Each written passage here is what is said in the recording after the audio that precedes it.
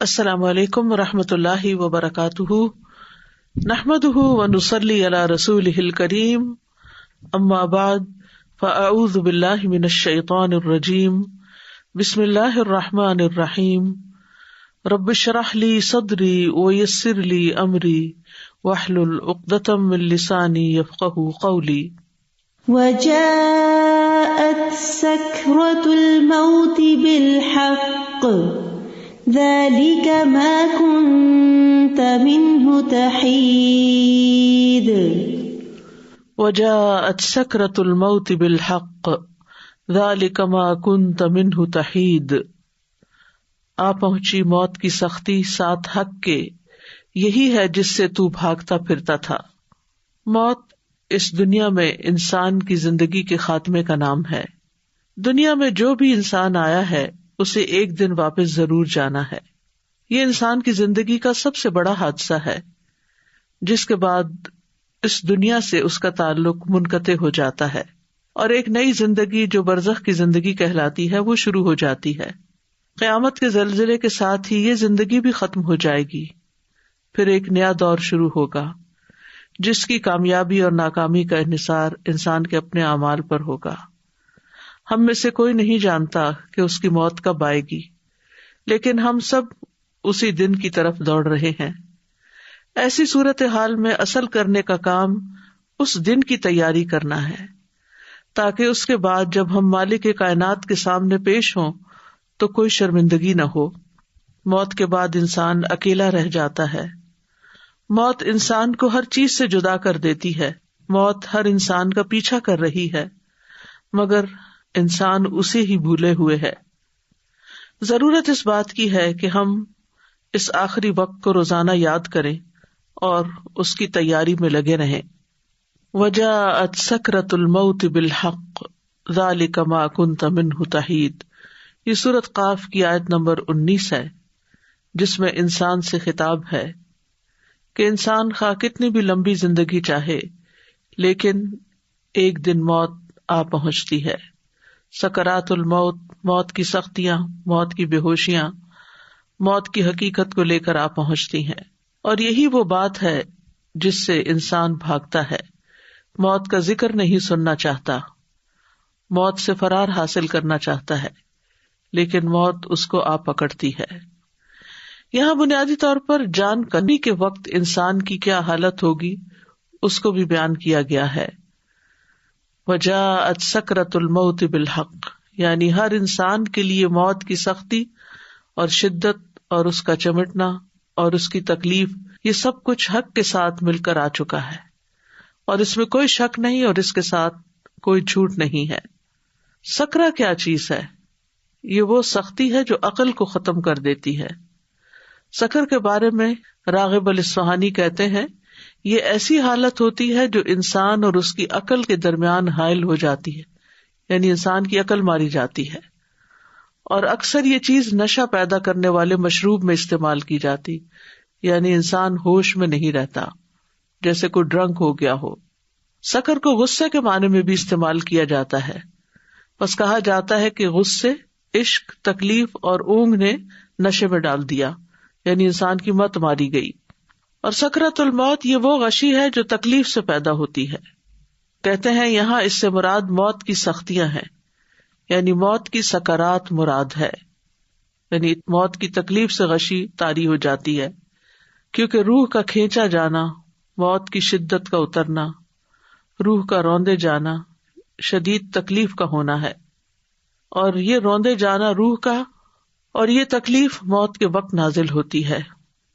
موت کی یہ سختیاں ہر انسان کو بے ہوشی میں ڈال دیتی ہیں اور اس کی عقل ختم کر دیتی ہیں، انسان پر غالب آ جاتی ہیں۔ اور بالحق کا معنی ہے موت ایک حقیقت ہے جو حقیقت اس وقت سامنے آ گئی۔ ایک اور قول ہے کہ آخرت کا معاملہ برحق ہے، یہاں تک کہ وہ انسان کے لیے موت کے وقت واضح ہو جاتا ہے، اس کو اپنی آنکھوں سے دیکھ لیتا ہے۔ ایک اور قول یہ بھی ہے کہ وہ چیز حق ہے جس طرف انسان کا معاملہ لوٹ کر جاتا ہے، یعنی خوش نصیبی کی طرف یا بدبختی کی طرف۔ تو بہرحال موت کی سختی برحق ہے۔ انسان جب تک زندہ ہوتا ہے اس کے اقوال، اس کے افعال لکھے چلے جاتے ہیں تاکہ ان پر اس کا محاسبہ کیا جا سکے. پھر اس کو موت آ جاتی ہے. پھر یہ وہ موت ہے جس کو وہ حق کے ظاہر ہوتے ہی دیکھ لیتا ہے، یعنی اس کی حقیقت سامنے آتے ہی اس کا مشاہدہ کرتا ہے اور اس کو اسی صورت میں دیکھتا ہے جس صورت میں اللہ نے اس سے وعدہ کیا ہے. اور ایک قول یہ بھی ہے کہ یہاں حق سے مراد بذات خود موت ہے. اس کو حق اس لیے کہا گیا ہے کہ ہر انسان موت کا حقدار ہوتا ہے، یا آخرت کے گھر کا جو کہ برحق ہے اور اس کی طرف اس کو منتقل ہونا ہے. ذالک ما کنت منہ تحید، یہی وہ چیز ہے، یعنی موت جو ہر زندہ چیز کی انتہا ہے. ما کنت منہ تحید، جس سے تم بھاگتے تھے، جس سے تم کتراتے تھے، اپنی زندگی میں اس سے فرار حاصل کرتے تھے. یعنی کوئی بھی چیز جس سے یہ انسان کو احساس ہونے لگے کہ اس کو کھانے سے موت آ سکتی ہے یا اس بیماری سے موت آ سکتی، تو انسان اس سے بھاگ جاتا ہے، اس کے قریب نہیں پھٹکتا. انسان کو اپنی جان بہت پیاری ہوتی ہے اور ہر اس چیز سے انسان بھاگتا ہے جس سے موت کا اس کو اندیشہ ہو. تو یہی بات یہاں کہی گئی کہ یہی وہ چیز ہے جس کو پیش تو آنا تھا لیکن تم اس سے بھاگتے رہے. جب کوئی بندہ کسی چیز سے ایک جانب ہو کر دور چلا جاتا ہے تو اس وقت کہا جاتا ہے حاد فلان عن الشیء یحیدہ حیدۃ. تو بہرحال انسان جب موت دیکھتا ہے تو پھر نہ بھاگ سکتا ہے، نہ کوئی مدد دے سکتا ہے، نہ اس سے خلاصی ممکن ہے. ابن عباس اس کا معنی یہ کرتے ہیں کہ یہی وہ چیز ہے جس کو تو ناپسند کرتا تھا. ہم میں سے ہر شخص موت کو ناپسند کرتا ہے اور اس کا سامنا نہیں کرنا چاہتا، لیکن موت تو ایک حقیقت ہے، ہر جان نے مرنا ہے. اللہ سبحانہ وتعالیٰ فرماتے ہیں کل نفس ذائقۃ الموت ثم الینا ترجعون، ہر جان موت کو چکھنے والی ہے، پھر تم ہماری ہی طرف لوٹائے جاؤ گے. موت کا فرشتہ مقرر کر دیا گیا ہے. سورۃ السجدہ میں آتا ہے قل یتوفاکم ملک الموت الذی وکل بکم ثم الی ربکم ترجعون. کہہ دو کہ موت کا فرشتہ جو تم پر مقرر کیا گیا ہے تمہاری جانیں قبض کر لیتا ہے، پھر تم اپنے رب کی طرف لوٹائے جاتے ہو. موت سے فرار ممکن نہیں ہے. سورۃ الجمعہ میں آتا ہے قل ان الموت الذی تفرون منہ فانہ ملاقیکم ثم تردون الی عالم الغیب والشہادۃ فینبئکم بما کنتم تعملون. کہہ دو بلا شبہ وہ موت جس سے تم بھاگتے ہو یقیناً وہ تم سے ملنے والی ہے. یعنی انسان جتنا بھی بھاگ لے لیکن وہ تو سامنے سے آ رہی ہے. پھر تم ہر پوشیدہ اور ظاہر چیز کو جاننے والے کی طرف لوٹائے جاؤ گے تو وہ تمہیں بتائے گا کہ تم کیا کچھ کرتے رہے ہو. یعنی موت کس لیے رکھی گئی؟ تاکہ یہ دیکھا جائے کہ موت سے پہلے کی زندگی میں انسان نے کیا کام کیے ہیں، ان کا حساب کیا جائے اور اس پر اس کو جزا یا سزا دی جائے. کوئی بھی ذی روح موت سے نہیں بچ سکتا، کوئی بھی. سورۃ النساء میں آتا ہے اینما تکونوا یدرککم الموت ولو کنتم فی بروج مشیدہ. جہاں کہیں بھی تم ہو موت تمہیں آ ہی لے گی، خواہ تم مضبوط قلعوں میں محفوظ ہو جاؤ، موت وہاں بھی پہنچ جائے گی. یعنی کیسی بھی خوراک کھا لو، کیسے بھی گھر میں رہ لو، کیسے بھی علاج کروا لو، کیسی بھی سہولتیں تمہیں میسر ہوں، لیکن موت جس وقت آنی ہے وہ آ جائے گی، کوئی اس سے بچ نہیں سکتا. وَلَن يُؤَخِّرَ اللَّهُ نَفْسًا إِذَا جَاءَ أَجَلُهَا وَاللَّهُ خَبِيرٌ بِمَا تَعْمَلُونَ. اور اللہ کسی جان کو ہرگز مہلت نہیں دے گا جب اس کا وقت آ گیا، اور اللہ اس سے پوری طرح باخبر ہے جو تم کر رہے ہو. یعنی تمہارے روزمرہ کے اعمال بھی اللہ تعالیٰ کے سامنے ہیں.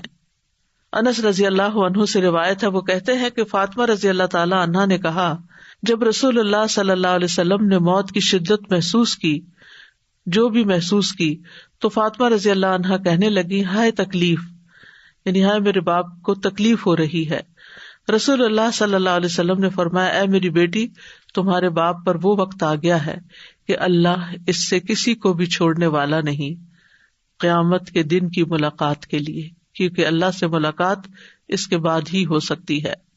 انبیاء سارے کے سارے دنیا سے چلے گئے. رسول اللہ صلی اللہ علیہ وسلم نے فرمایا جبریل میرے پاس آئے اور کہا اے محمد صلی اللہ علیہ وسلم جیسے چاہو زندگی گزارو، بالآخر تو مرنا ہے، جس کو چاہو اپنا محبوب بنا لو، یقیناً تجھے بالآخر اس سے جدا تو ہونا ہے. یعنی ایک نہ ایک دن وہ ساری چیزیں جن کو ہم بہت عزیز رکھتے ہیں، جو ہماری بہت پسندیدہ ہیں، چاہے انسان ہے یا غیر انسان، وہ سب کو چھوڑنا تو ہے ہی. موت انسان کو گھیرے ہوئے ہے. عبداللہ رضی اللہ عنہ کہتے ہیں کہ نبی صلی اللہ علیہ وسلم نے ایک اسکوئر بنایا، 4 کونوں والا خط کھینچا، پھر اس کے درمیان یعنی سینٹر میں ہاف کر کے ایک خط کھینچا جو اس اسکوئر سے باہر نکل رہا تھا.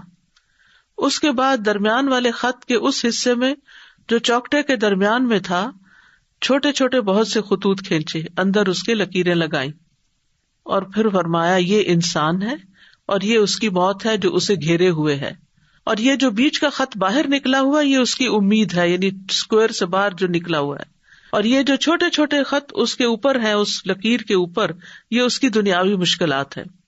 یعنی اسکوئر ہے، درمیان میں ایک لکیر ہے جو اسکوئر سے باہر نکل رہی ہے، اس لکیر کے اوپر چھوٹے چھوٹے اپوزٹ سائڈ پر لکیریں لگی ہوئی ہیں، اور یہ اس کی مشکلات ہے. یعنی انسان یوں جا رہا ہے، پھر ایک رکاوٹ آتی، پھر اس کو پار کرتا، پھر اگلی آ جاتی، پھر اگلی، پھر اگلی، پھر اگلی، موت تک یہی ہوتا ہے. لیکن پھر بھی وہ امید نہیں ہارتا، وہ چاہتا ہے کہ لمبی عمر جیے، اور اس چوکٹے سے باہر بھی اس کی امیدیں جا رہی ہیں. بس جب انسان ایک مشکل سے بچ کر نکلتا ہے تو دوسری میں پھنس جاتا ہے، اور دوسرے سے نکلتا ہے تو تیسری میں پھنس جاتا ہے. مطرف بن عبداللہ الشخیر اپنے والد سے روایت کرتے ہیں کہ نبی صلی اللہ علیہ وسلم نے فرمایا ابن آدم کی شکل و صورت یوں دکھائی گئی ہے کہ اس کے آس پاس 99 موتیں ہیں، 99 حادثات اور مصیبتیں اس کے آس پاس ہیں. اللہ اس کو بچائے رکھتا ہے، اور جب موت کا وقت آتا ہے تو وہ ختم ہو جاتے ہیں. اگر وہ موتیں اس سے خطا کر بھی جائیں تو وہ انتہائی درجے کے بڑھاپے کا شکار ہوتا ہے، حتیٰ کہ مر جاتا ہے. موت کا وقت اور جگہ بھی مقرر ہے.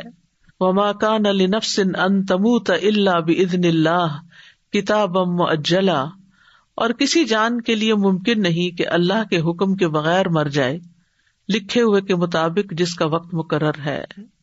سورۃ النحل میں آتا ہے فَإِذَا جَاءَ أَجَلُهُمْ لَا يَسْتَأْخِرُونَ سَاعَةً وَلَا يَسْتَقْدِمُونَ، پھر جب اس کا وقت آ جائے گا تو ایک گھڑی نہ پیچھے رہ سکتے ہیں نہ آگے بڑھ سکتے، این جس وقت دم نکلنا ہے اسی وقت نکلے گا. مطر بن اکامس کہتے ہیں کہ رسول اللہ صلی اللہ علیہ وسلم نے فرمایا جب کسی خاص جگہ میں کسی کو موت دینے کا فیصلہ کر دیا جاتا ہے تو وہ جگہ اس کے لیے محبوب بنا دی جاتی ہے، اور وہاں اس کی کوئی ضرورت پیدا کر دی جاتی ہے. اور پھر انسان کیا کرتا ہے، ہم دیکھتے ہیں، ہمارا مشاہدہ ہے کہ انسان اس جگہ پہنچ جاتا ہے، یا کوئی ایکسیڈنٹ ہو جاتا ہے، یا پھر ویسے بیماری کوئی آ جاتی ہے اور پھر وہ موت آ جاتی ہے. وہ تو ایک بہانہ ہوتا ہے، لیکن یہ کہ جو تکلیف آنی ہے انسان کو پتہ بھی نہیں چلتا، اور انسان سے وہی غلطی ہوتی ہے جس سے وہ عرصہ دراز سے بچ رہا ہوتا ہے. کتنی بیماریاں اچانک حملہ کرتی ہیں، پھر انسان کہتا ہے یہ فلاں چیز کھا لی، فلاں کام کر لیا، فلاں وجہ بن گئی، لیکن یہ سب بہانے ہیں. اصل تو یہ ہے کہ موت کا وقت اور جگہ مقرر ہے. موت سب سے خوفناک مصیبت ہے. شداد بن اوس کہتے ہیں کہ مومن کے لیے موت دنیا اور آخرت کی سب سے زیادہ خوفناک اور ہولناک مصیبت ہے، اور یہ ہانڈیوں کے جوش کھانے سے زیادہ شدید ہے. اگر کسی میت کو قبر سے زندہ کر دیا جائے اور وہ قبر سے اٹھ کھڑا ہو اور وہ دنیا والوں کو موت کی حقیقت بتائے تو وہ زندگی سے فائدہ نہ اٹھا سکے، نہ نیند کی لذت حاصل کر سکے. یعنی اگر مرنے والا یہ بتائے کہ کیسی کیسی تکلیف ہوتی ہے تو دنیا کی جتنی بھی انجوائمنٹس ہیں جینے والوں کی سب ختم ہو جائیں. موت کے وقت 3 مصیبتیں ہوتی ہیں. نمبر 1 روح کھینچنے کی سختی، کہ جسم کے روئے سے روح نکلتی ہے. نمبر 2 موت کے فرشتے کی صورت کو دیکھنا اور وہ خوف جو اس فرشتے کو دیکھ کر پیدا ہوتا ہے. یعنی جب فرشتہ سامنے آ جاتا ہے جان نکالنے کے لیے تو اسے دیکھ کے انسان ڈر جاتا ہے. نمبر 3 ان 2 فرشتوں کو دیکھنا جو حفاظت پر مامور ہیں، وہ بھی اس وقت نظر آتے ہیں. تو انسان کے لیے چونکہ پہلا ایکسپیرینس ہوتا ہے فرشتوں کو دیکھنے کا، آخرت میں تو دیکھیں گے ہی، لیکن موت پہلا انسیڈنٹ ہوتا ہے جس میں انسان فرشتوں کو اپنی نیکڈ آئیز کے ساتھ دیکھتا ہے تو یہ اس کے لیے بہت شاکنگ ہوتا ہے اور اس کو خوف دلاتا ہے. پھر موت کی کیفیات میں پنڈلی پنڈلی سے جڑ جاتی ہے. قرآن مجید میں آتا ہے کلا اذا بلغت التراقی وقیل من راق وظن انہ الفراق والتفت الساق بالساق الی ربک یومئذ المساق. ہرگز نہیں، وہ وقت یاد کرو جب جان ہنسلیوں تک پہنچ جائے گی اور کہا جائے گا ہے کوئی جو دم کرے، یعنی جان حلق تک پہنچ جائے گی تو انسان کہے گا ہے کوئی دم کرے، کیونکہ گلے میں اٹک رہا ہے کچھ، اور وہ یقین کر لے گا کہ یقیناً یہ جدائی ہے، یعنی دم گھٹ رہا ہے تو اب مرنے کا ہی وقت آ گیا ہے. اور پنڈلی پنڈلی کے ساتھ لپٹ جائے گی، اٹھانے کی ہمت ہی نہیں ہوگی، ادھر ادھر ہو ہی نہیں سکے گا انسان، اب ٹانگیں ہی جڑ جائیں گی. اس دن تیرے رب ہی کی طرف روانگی ہے. جان پاؤں سے نکلنا شروع ہوتی ہے، پھر آہستہ آہستہ پنڈلیوں میں آتی ہے، پھر گھٹنوں میں، پھر پیٹ میں، اس طرح ہاتھوں سے، بازوؤں اور پاؤں اور بازوؤں دونوں کی طرف سے، ہاتھوں کی طرف سے بالآخر اس کے گلے میں آ کے اٹک جاتی ہے اور پھر وہاں سے ایک دم نکل جاتی ہے. فلولا اذا بلغت الحلقوم وانتم حینئذ تنظرون ونحن اقرب الیہ منکم ولکن لا تبصرون فلولا ان کنتم غیر مدینین ترجعونها ان کنتم صادقین. پھر ایسا کیوں نہیں ہوتا کہ جب جان ہنسلی کو پہنچ جاتی ہے اور اس وقت تم دیکھ رہے ہوتے ہو، اور ہم اس وقت تم سے بھی زیادہ اس جان کے نزدیک ہوتے ہیں لیکن تم دیکھ نہیں سکتے. پھر اگر تم کسی کے محکوم نہیں، یعنی کسی کا تم پہ حکم نہیں چلتا، تم اپنی مرضی کے خود ہی مالک ہو، اگر تم اپنی بات میں سچے ہو تو اس جان کو لوٹا کیوں نہیں لیتے؟ یعنی اگر تمہاری قابلیت اتنی زیادہ ہے اور اپنے آپ کو بڑی چیز سمجھتے ہو تو پھر اپنی روح کو واپس لے آؤ، دوبارہ زندہ ہو جاؤ، لیکن یہ تمہارے بس کی بات نہیں. پھر یہ بھی یاد رہے کہ موت کے وقت فرشتے آتے ہیں جان نکالنے کے لیے. جان ایسے نہیں کہ اڑ کے کہیں چلی جاتی روح ہماری، بلکہ باقاعدہ فرشتے اس کو وصول کرتے ہیں. قرآن مجید میں آتا ہے کاش تم دیکھتے ظالم لوگ موت کی سختیوں میں جب ہوتے ہیں اور فرشتے اپنے ہاتھ پھیلائے ہوئے ہوتے ہیں، کہتے ہیں نکالو اپنی جانیں، آج تمہیں ذلت کا عذاب دیا جائے گا اس کے بدلے جو تم اللہ پر ناحق باتیں کہتے تھے اور تم اس کی آیات سے تکبر کرتے تھے. پھر اسی طرح یہ ہے کہ کسی کی بھی موت کی خبر سنتے ہیں تو انسان گھبرا اٹھتا ہے، اس کا دل چھوٹا ہوتا ہے، لیکن انسان اس سے بچ نہیں سکتا. موت کا وقت ایک تکلیف کا وقت ہے. شداد بن اوس کہتے ہیں کہ موت دنیا اور آخرت میں مومنوں پر بہت ہولناک مصیبت ہے. موت آریوں کے چیرنے سے بھی زیادہ سخت ہے، کہ جیسے کسی کا جسم کاٹا جا رہا ہو. کینچیوں کے کاٹنے سے بھی زیادہ شدید ہے. ہانڈیوں میں کسی چیز کے جوش کھانے سے بھی زیادہ سخت ہے. اگر کسی آدمی کو دوبارہ زندہ کیا جائے پھر وہ دنیا والوں کو موت کی تکلیف کے بارے میں بتا دے تو لوگ اپنی زندگیوں سے فائدہ نہ اٹھا سکیں اور نہ نیند کی لذت حاصل کر سکیں.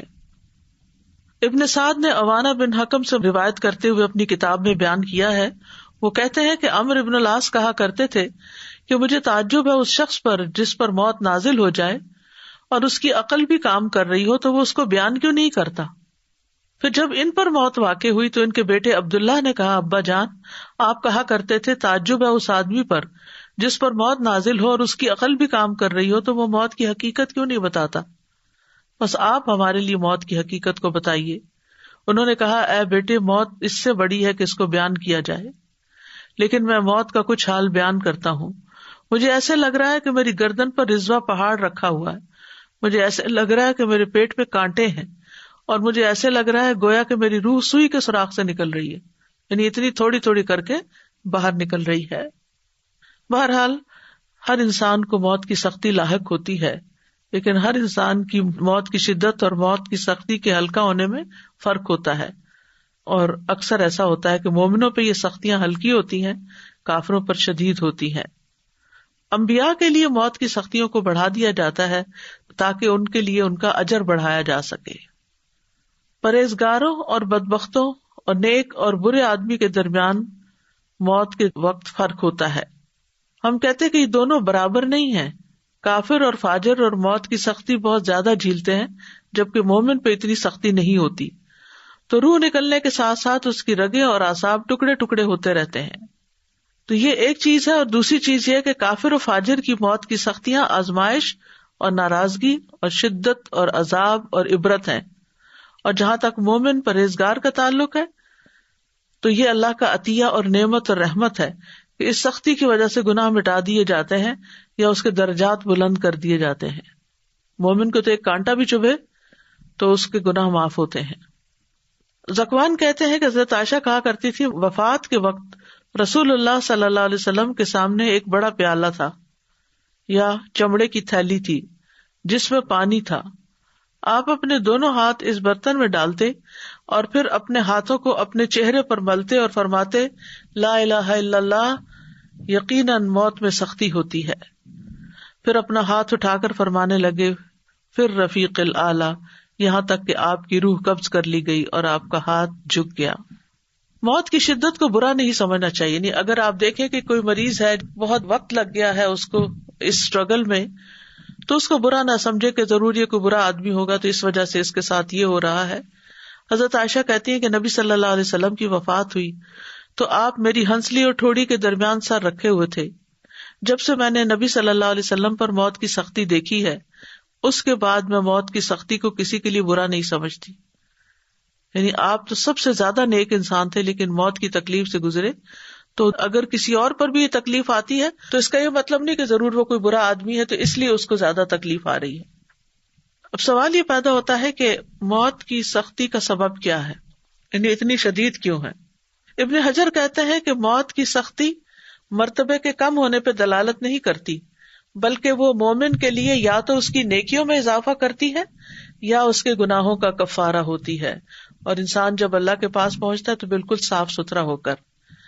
زید بن اسلم اپنے والد سے روایت کرتے ہوئے کہتے ہیں کہ جب مومن کے درجات میں سے کچھ باقی رہ جاتا ہے، یعنی اس نے ان درجوں تک پہنچنا ہے، اللہ نے بڑا ہائی رینک اس کے لیے لکھا ہے، اور وہ اپنے عمل کے ذریعے جنت کے اس درجے تک نہیں پہنچ پاتا تو اس پر موت کی سختی کو بڑھا دیا جاتا ہے تاکہ وہ موت کی سختیوں اور اس کی مصیبت کی وجہ سے جنت کے اس درجے تک پہنچ جائے.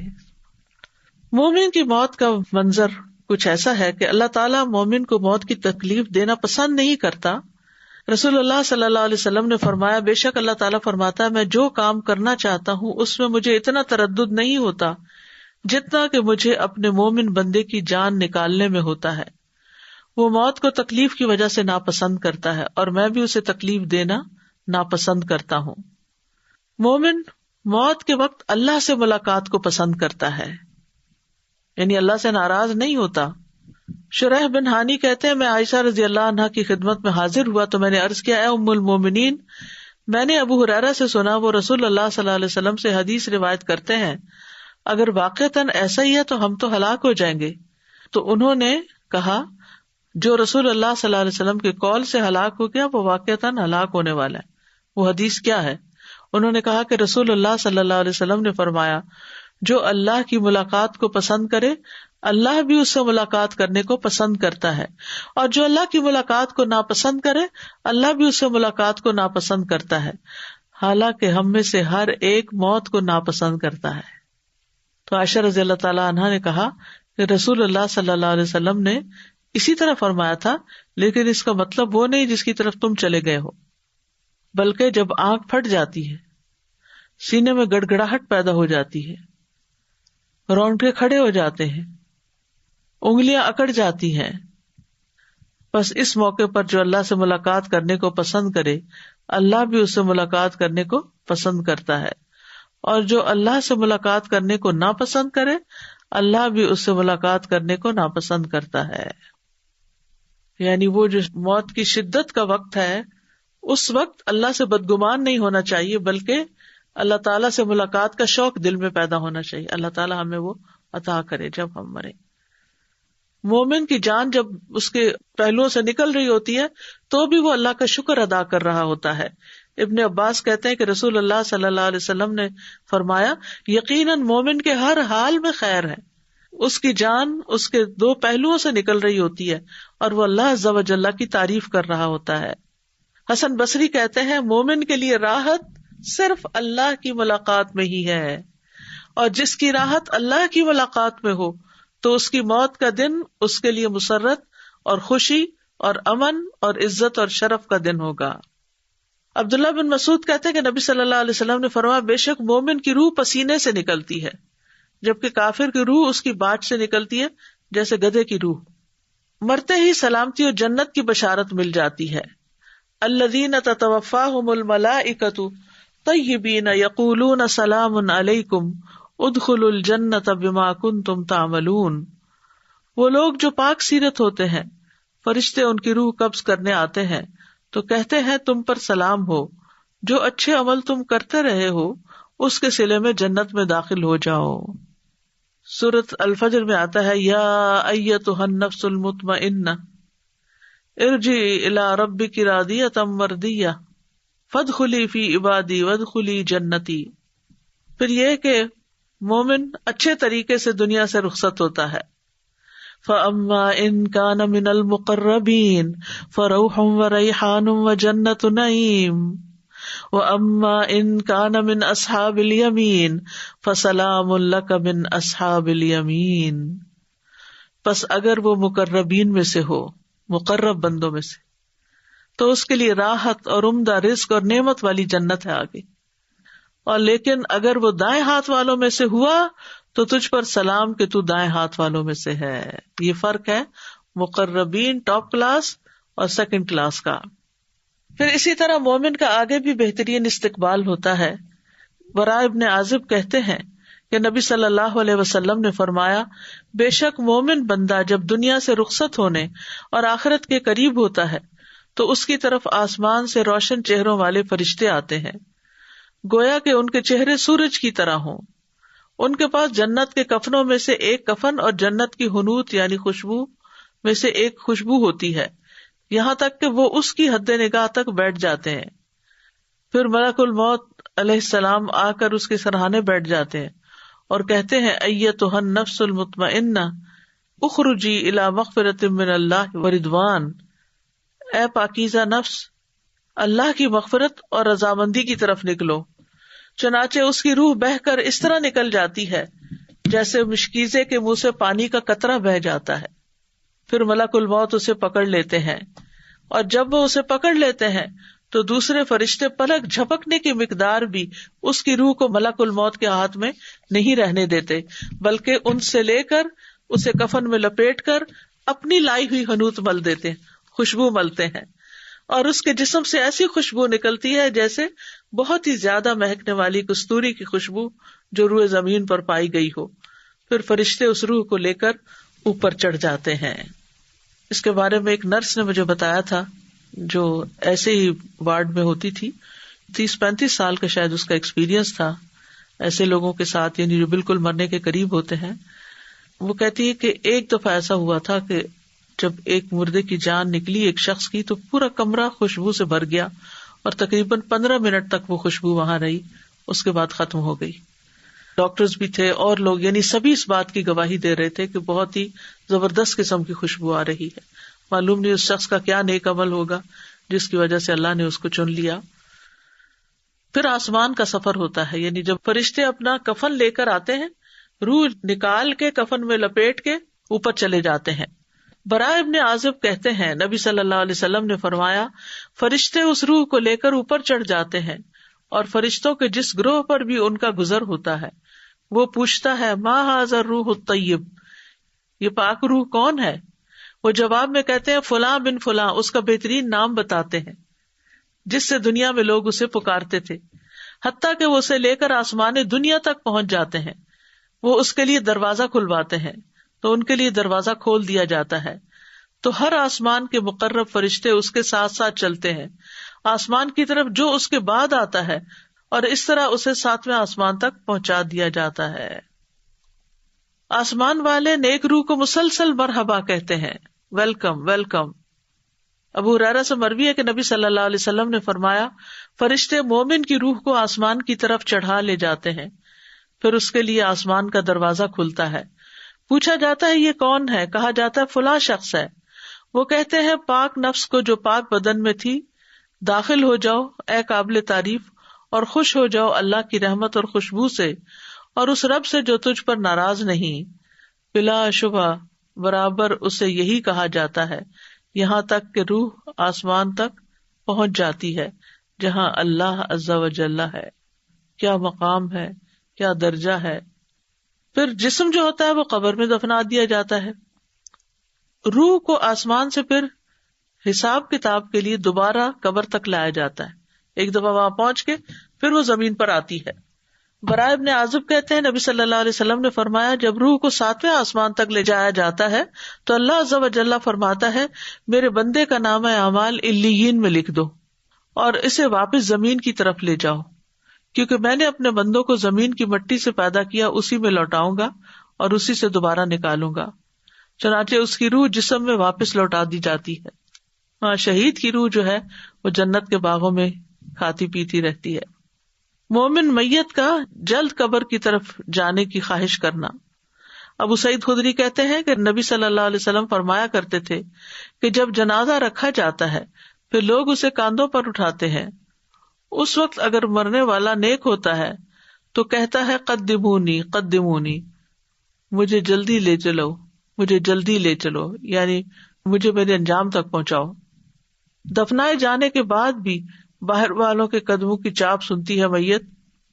انس رضی اللہ عنہ سے روایت ہے کہ نبی صلی اللہ علیہ وسلم نے فرمایا آدمی جب قبر میں رکھا جاتا ہے اور دفن کر کے اس کے ساتھی پیٹھ موڑ کر رخصت ہوتے ہیں تو وہ ان کے جوتوں کی آواز بھی سنتا ہے، کیونکہ بائی دیٹ ٹائم روح واپس آ چکی ہوتی ہے. قبر کی زندگی، قبر آخرت کی منزلوں میں سے سب سے پہلی منزل ہے. حضرت عثمان سے روایت ہے کہ رسول اللہ صلی اللہ علیہ وسلم نے فرمایا قبر آخرت کی پہلی منزل ہے، اگر وہاں نجات مل گئی تو اس کے بعد سارے مراحل آسان ہو جائیں گی، اور اگر وہاں نجات نہ ملی تو اس کے بعد سارے مراحل دشوار ہو جائیں گے. اور رسول اللہ صلی اللہ علیہ وسلم نے فرمایا اللہ کی قسم میں نے جتنے منظر دیکھے ہیں قبر کا منظر ان میں سب سے زیادہ ہولناک ہے. پھر قبر کے اندر سوال کیے جاتے ہیں. مرنے والا کہتا ہے مجھے چھوڑ دو، میں نماز پڑھ لوں. وہ کہتے ہیں کہ یقیناً تم ایسا کرو گے، پہلے ہمیں اس کے بارے میں خبر دو جس کے بارے میں ہم تم سے سوال کر رہے ہیں. ٹھہر جاؤ، تم جاؤ گے لیکن پہلے ہمارے سوالوں کا جواب دو. قبر کے سوال مومن کے لیے تو آسان ہے، لیکن غیر مومن کے لیے وہ سوال بہت مشکل ہے. آپ صلی اللہ علیہ وسلم نے فرمایا جب لوگ واپس چلے جاتے ہیں میت کو دفنا کر تو میت ان کے قدموں کی آہٹ سنتی ہے، جبکہ اس سے پوچھا جا رہا ہوتا ہے اے فلاں تیرا رب کون ہے، تیرا دین کیا ہے اور تیرا نبی کون ہے. فرمایا اس کے پاس 2 فرشتے آتے ہیں، اسے بٹھا دیتے ہیں اور کہتے ہیں من ربک، تمہارا رب کون ہے؟ وہ کہتا ربی اللہ. پھر پوچھتے ہیں ما دینک، تمہارا دین کیا ہے؟ وہ کہتا ہے دین الاسلام، میرا دین اسلام ہے. وہ پوچھتے ہیں ما ھذا الرجل الذی بعث فیکم، یہ کون آدمی ہے جو تمہیں مبعوث کیا گیا تھا؟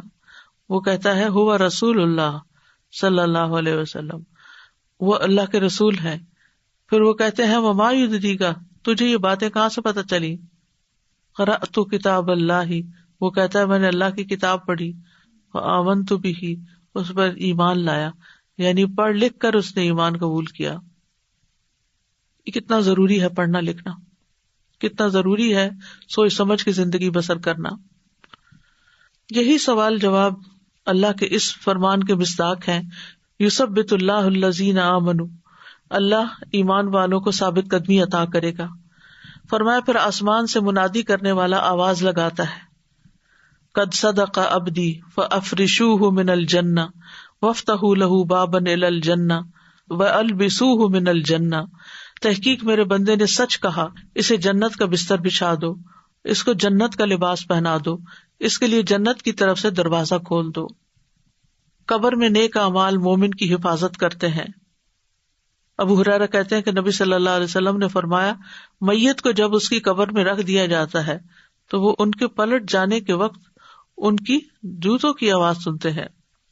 اگر وہ مومن ہوتا ہے تو نماز اس کے سرہانے ہوتی ہے، روزہ اس کے دائیں جانب ہوتا ہے، زکوٰۃ اس کی بائیں جانب ہوتی ہے، دیگر نیک کام صدقہ، صلہ رحمی، نیکی اور لوگوں سے احسان اس کے پاؤں کی طرف آ جاتے ہیں. اگر اس کے سرہانے کی طرف سے آیا جاتا تو نماز کہتی ہے میری طرف سے آنے کا راستہ نہیں. پھر اس کے دائیں جانب سے آیا جاتا ہے تو روزہ کہتا ہے میری طرف سے آنے کا راستہ نہیں. پھر اس کے بائیں جانب سے آیا جاتا ہے تو زکوٰۃ کہتی ہے میری طرف سے آنے کا راستہ نہیں. پھر اس کے دونوں پاؤں کی طرف سے آیا جاتا ہے. پھر نیک اعمال، صدقہ، صلہ رحمی، نیکی اور لوگوں سے اچھا سلوک کہتے ہیں کہ میری طرف سے آنے کا راستہ نہیں، یعنی وہاں سے وہ گزرنے نہیں دیتے کسی بھی عذاب یا کسی بھی بلا کو. طبرانی کی روایت میں ہے آدمی کے پاس اس کی قبر میں آیا جاتا ہے، پھر جب اس کے سرہانے کی جانب آیا جاتا ہے تو اس کو قرآن کی تلاوت دھکیل دیتی ہے. جب اس کے دونوں ہاتھوں کی طرف آیا جاتا ہے تو اس کو صدقہ دھکیل دیتا ہے، کیونکہ ہاتھ سے انسان صدقہ کرتا رہا تھا. اور جب اس کے پاؤں کی جانب آیا جاتا ہے تو اس کا مسجدوں کی طرف نکلنا جانا اس عذاب کو دھکیل دیتا ہے. نیک اعمال قبر کی تنہائی دور کر دیتے ہیں. براء ابن عازب کی روایت ہے نبی صلی اللہ علیہ وسلم نے فرمایا قبر میں مومن کے پاس ایک خوبصورت لباس اور انتہائی عمدہ خوشبو والا ایک آدمی آتا ہے اور اسے کہتا ہے ابشر، خوشخبری پاؤ جو تمہیں خوش کرے گی، یہ وہی دن ہے جس کا تم سے وعدہ کیا جاتا تھا. وہ اس سے پوچھتا ہے تم کون ہو؟ تمہارا چہرہ ہی خیر کا پتہ بتا رہا ہے. وہ جواب دیتا ہے انا عملک الصالح، میں تمہارا نیک عمل ہوں. اس پر وہ کہتا ہے میرے رب قیامت ابھی قائم کر دے تاکہ میں اپنے گھر والوں اور مال میں واپس لوٹ جاؤں. تو نیک اعمال جو اخلاص کے ساتھ کیے ہوئے ہوں کتنے ضروری ہیں، وہی ساتھ جانے ہیں. باقی تو آل اولاد اور مال جو ہے وہ واپس پیچھے ہی رہ جاتا ہے. لیکن ہمارا زیادہ وقت مال اور اولاد اور ان چیزوں میں لگتا ہے، جبکہ نیک اعمال کے لیے ہم اس طرح وقت نہیں نکالتے جس طرح نکالنا چاہیے. مومن کے لیے قبر روشن اور وسیع ہو جاتی ہے، 14ویں کے چاند کی طرح کی روشنی کر دی جاتی ہے. 70 ہاتھ قبر کشادہ کر دی جاتی ہے، اس پر سبزے سے بھر دی جاتی ہے اس دن تک کے لیے جب وہ اٹھائے جائیں گے. صبح و شام جنت میں اس کا ٹھکانہ دکھایا جاتا ہے. جنت کا دروازہ کھولا جاتا ہے جس سے اس کی خوشی اور سرور میں اضافہ ہو جاتا ہے. جنت کا کھانا بھی ملتا ہے. جو نیک لوگ ہوتے ہیں، یعنی جتنے زیادہ اللہ کے فرما بردار اور نیک اعمال والے، ان کی اتنا ہی اعزاز اور تکریم. وہ گھر والوں کو خبر دینے کی تمنا کرتا ہے کہ میرے پیچھے والوں کو بتا دیا جائے. مومن کو سکون کی نیند سے سلا دیا جاتا ہے. لیکن غیر مومن کی موت کا منظر بہت ہی ہولناک ہے. مرتے وقت اس کی سزائیں کیا ہوتی ہیں؟ اگر وہ جھٹلانے والے گمراہوں میں سے ہو تو کھولتا ہوا پانی اس کی مہمانی ہوگی اور وہ دوزخ میں دھکیل دیا جائے گا. یہ سورۃ الواقعہ میں آتا ہے. فرشتے جو آتے ہیں ان لوگوں کے پاس جو اپنی جانوں پر ظلم کرتے ہیں تو وہ ہتھیار ڈال دیتے ہیں، کہتے ہیں ہم تو برے کام نہیں کر رہے تھے. فرشتے کہتے ہیں کیوں نہیں، جو کچھ تم کر رہے تھے اللہ یقیناً اسے خوب جانتا ہے. اب جہنم کے دروازوں میں داخل ہو جاؤ، تم ہمیشہ یہاں رہو گے. غرض تکبر کرنے والوں کا انجام بہت برا ہے. یہ سورۃ النحل کی آیتوں کا ترجمہ تھا. الانفال میں آتا ہے کاش آپ اس وقت دیکھتے جب فرشتے ان مقتول کافروں کی روحیں قبض کر رہے تھے تو ان کے چہرے اور ان کی پشتوں پر ضربے لگا رہے تھے، مار رہے تھے ان کو، کہہ رہے تھے اب جلانے والے عذاب کا مزہ چکھو. کافر کی روح لینے کے لیے سیاہ چہروں والے فرشتے اترتے ہیں جن کے پاس ٹارٹ ہوتے ہیں، اور پھر وہ جب جان نکالنے لگتا ہے تو روح دوڑنے لگتی ہے اندر. ملک الموت اسے اس طرح کھینچتے ہیں جیسے گیلی اون سے سیخ کھینچی جاتی ہے. پھر اس کو پکڑ لیتے ہیں اور ایک لمحے کے لیے بھی اس کو نہیں چھوڑتے اور اس ٹارٹ میں لپیٹ کے لے جاتے ہیں. کافر اللہ کی ملاقات کو پسند نہیں کرتا. مسلسل عذاب ہی کی خبر اس کو ملتی رہتی ہے. خبیث روح سے انتہائی بدبو اٹھتی ہے. آسمان کے دروازے اس کے لیے نہیں کھولے جاتے. آسمان سے سجین میں گرا دیا جاتا ہے. فرشتوں کے جس گروہ کے پاس سے گزر ہوتا ہے وہی گروہ کہتا ہے ما ھذا الروح الخبیث، یہ خبیث روح کس کی ہے؟ تو فرشتے اس کو جو اٹھائے ہوئے ہوتے ہیں اس کا بدترین نام بتاتے ہیں جو دنیا میں اس کا کوئی لیتا ہوگا. پھر اگر مرنے والا نیک نہیں ہوتا تو قبر میں جانے کی تمنا نہیں کرتا. وہ کہتا ہائے میری بربادی، تم مجھے کہاں لے جا رہے ہو. قبر میں سوال جواب کے وقت خوف کی حالت میں اٹھتا ہے اور پھر ہاں لا ادری کہہ کے جواب دیتا ہے. اس کے جواب کی تکذیب کرنے سے جہنم سے لباس اور بستر آتا ہے. اس کے جواب پر آسمان سے ایک منادی آواز لگاتا ہے کہ اس نے جھوٹ بولا، اس کے لیے آگ کا بستر بچھا دو، اس کو آگ کا لباس پہنا دو. اس کے اعمال انتہائی کبھی شکل میں آ جاتے ہیں، بدصورت آدمی کی شکل میں گندے کپڑے پہن کر جس سے بدبو آ رہی ہوتی ہے. تو پوچھتے تو کون ہے؟ تیرے چہرے سے شر کی خبر معلوم ہوتی ہے. وہ جواب دیتا میں تیرا گندا عمل ہوں. وہ کہتا ہے میرے رب کی آمد کو قائم نہ کر. پھر قبر میں انتہائی ہیبت ناک ساتھی ہوتا ہے، یعنی خبیث عمل جو ہے وہ اس کے لیے مسلسل تکلیف کا باعث ہوتا ہے. پھر وہاں اندھا بہرا فرشتہ مقرر کر دیا جاتا ہے جس کے پاس لوہے کا ایک گرز ہوتا ہے، اگر وہ پہاڑ پر دے مارے تو ریزہ ریزہ ہو جائے. اس کو معیشت و دنکا کا سامنا کرنا پڑتا ہے. پھر قبر میں کوئی عمل موجود نہیں ہوتا، حسرت کے لیے جنت کا ٹھکانہ دکھایا جاتا ہے.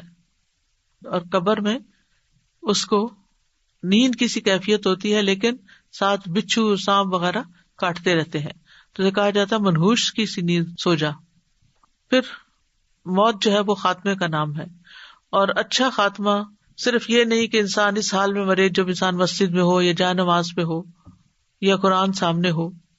نبی صلی اللہ علیہ وسلم اپنے بستر پر فوت ہوئے، ابو بکر اپنے بستر پر فوت ہوئے. اچھا خاتمہ انسان کا یہ ہے کہ انسان کتاب و سنت پر ہو، تمام چیزوں پر ایمان رکھے جو ایمان لانے والی ہیں، اور ہر اس چیز سے بچے جس سے بچنا ضروری ہے. ہم انسان ہیں، کمزور ہیں، ہم سے غلطیاں ہو جاتی ہیں، لیکن بار بار پلٹ آنا چاہیے تاکہ ہمیں موت سے پہلے اطاعت کی توفیق مل جائے. حسن خاتمہ اصل میں کیا ہے؟ وہ یہ ہے کہ بندے کو موت سے پہلے اس کی توفیق دے دی جائے کہ وہ ہر اس عمل سے دور ہو جائے جو رب سبحانہ وتعالیٰ کو ناراض کرتا ہے، اور گناہوں اور نافرمانیوں سے توبہ کی توفیق مل جائے. توحید پر خاتمہ ہو، لا الہ الا اللہ پر، موت سے پہلے ہدایت مل جائے. حسن خاتمہ کے اسباب کیا ہیں؟ اگر کوئی چاہتا ہے کہ اس کا خاتمہ اچھا ہو تو زندگی میں اللہ کی اطاعت پر قائم رہے اور تقوی اپنے اندر پیدا کرتا رہے، اسلام کی حالت پر ثابت قدم رہے، استقامت اختیار کرے، گناہوں سے توبہ میں جلدی کرتا رہے. گڑ گڑا کر حسن خاتمہ کی دعائیں ہم سب کو کرنی چاہیے، اور خصوصاً ہم اس ظاہر اور باطن میں اپنی اصلاح کی کوشش کرتے رہنا چاہیے. قرآن سے تعلق مضبوط کر لینا چاہیے، اللہ سے حسن ظن رکھنا چاہیے، کثرت سے اللہ کا ذکر کرنا چاہیے. برا خاتمہ کیا ہے؟ برا خاتمہ 2 درجوں پر ہے. پہلا مرتبہ یہ کہ انسان شک کر شکار ہو جائے. دوسرا مرتبہ جو اس سے کم درجے کا ہے کہ موت کے وقت انسان کے دل پر دنیا کے کسی کام کی محبت یا حرام خواہشات میں سے کوئی خواہش غالب آ جائے اور وہ خواہش اس کے دل میں متشکل ہو کے دکھائی دے. برے خاتمے کی وجوہات کیا ہوتی ہیں؟ عقیدہ کا بگاڑ، شرک پہ خاتمہ ہونا، استقامت نہ ہونا، اللہ اور اس کے رسول کی مخالفت کرنا، نبی صلی اللہ علیہ وسلم کا مذاق اڑانا، دین سے پھر جانا، اللہ کی ناراضگی کے کام کرنا، نافرمانیوں میں لگے رہنا، راتوں کو اللہ کی نافرمانی میں گزارتے ہوئے موت آ جانا، اللہ کے حرام کردہ امور کا ارتکاب کرنا، دنیا میں ہی مگن ہو جانا، خودکشی کر لینا، جھوٹے الزام لگانا، لوگوں کو گمراہ کرنا. ہمیں دعا بھی کرنی چاہیے کہ اللہ تعالیٰ ہمارا انجام اچھا کرے. فاطر السماوات والارض انت ولی فی الدنیا والآخرہ توفنی مسلما والحقنی بالصالحین.